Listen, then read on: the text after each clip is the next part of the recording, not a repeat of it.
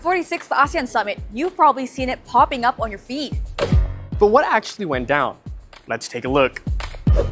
ASEAN just renewed its game plan, aka the ASEAN Community Vision 2045 or the Kuala Lumpur Declaration.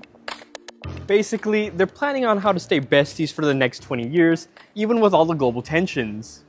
The original KL Declaration was signed in 2015, laying out the groundwork for ASEAN's big picture goals up to 2025, covering politics, economics, and culture.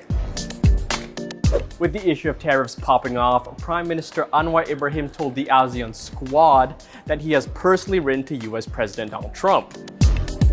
The purpose? To ask for his support in organizing a meeting between ASEAN and the US amid rising protectionist pressures from Washington.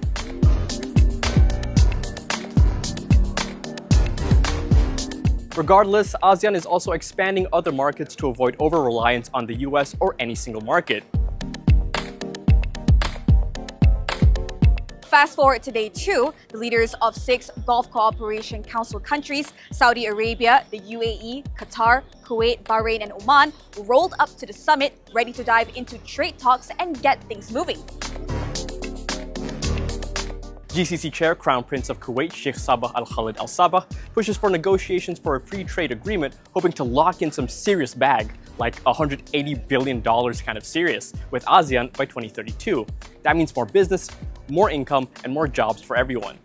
Another star of the show is Chinese Premier Li Qiang. He supports forming a partnership between ASEAN, GCC, and China. Stronger ties between ASEAN, the Gulf countries, and China open doors to massive markets. Over 1.4 billion people in China and a combined GDP of over $2 trillion in the GCC.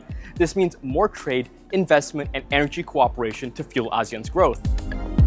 How many aura points did we just gain with his visit? Now that's just a couple of things that happened at this summit. Want to find out more about ASEAN? Follow us for more. Natasha Buse And Danish Raja Reza. FMT.